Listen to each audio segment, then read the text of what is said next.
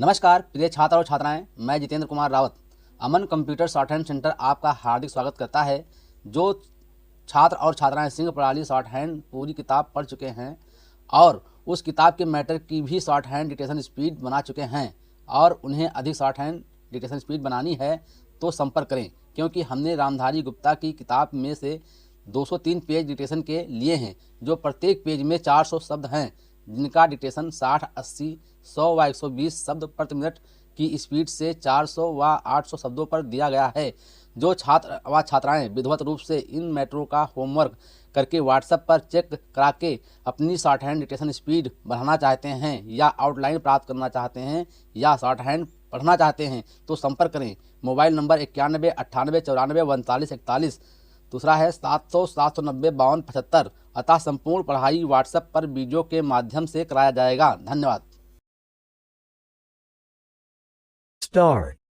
उपाध्यक्ष महोदय, मैं समझता हूं कि अब तक इस वैदेशिक नीति पर न केवल इस ओर के सदस्यों ने ही बल्कि दूसरी ओर के सदस्यों ने भी प्रधानमंत्री जी को धन्यवाद दिया है। इसलिए मैं अपनी तरफ से धन्यवाद देकर उनका बोझ बढ़ाना नहीं चाहता। इसमें कोई संदेह नहीं कि इस सदन के सभी सदस्य, चाहे वे किसी भी पार्टी से संबंध रखते हों, इस बात से पूरे सहमत हैं कि हमारी विदेश नीति ने संसार में हमारा सिर ऊंचा उठा दिया है। हमने पंचशील के सिद्धांत को संसार के सामने रखा है। यदि हम उसके आधारभूत सिद्धांत पर दृष्टिपात करें तो हमको पता चलता है कि हमने संसार में जो सबसे बड़ा काम किया है वो ये है कि हमने तनाव को कम करने का प्रयत्न किया है।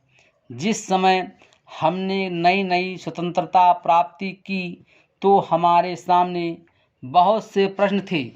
उनके साथ ही हमारे दो बड़े गुट थे जो कि एटम बम और दूसरे बम लिए हुए हमको चुनौती दे रहे थे कि अगर हमने उनमें से किसी एक गुट में सम्मिलित नहीं हुए तो हमको बड़ी कठिनाई होगी।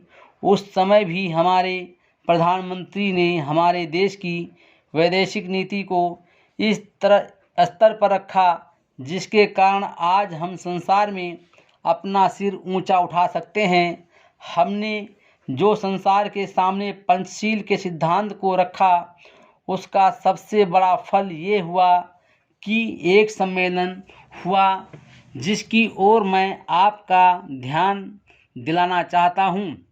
इस सम्मेलन में बड़े उत्साह के साथ संसार के 29 राष्ट्रों ने, जो कि एशिया और अफ्रीका से संबंध रखते थे, ये घोषणा की कि हम संसार में तनाव कम करना चाहते हैं और साथ ही साथ हम ये चाहते हैं कि संसार में जो विभिन्न सामाजिक और आर्थिक नीतियां हैं वे साथ साथ चल सकें।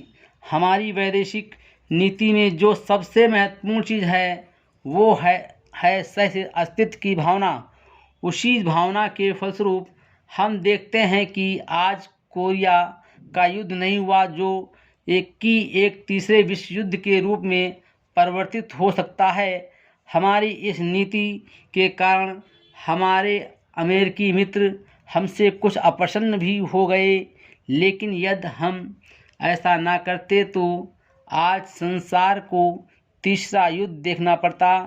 मैं बहुत ज़्यादा समय नहीं लूँगा, थोड़ा ही लूँगा। Full stop.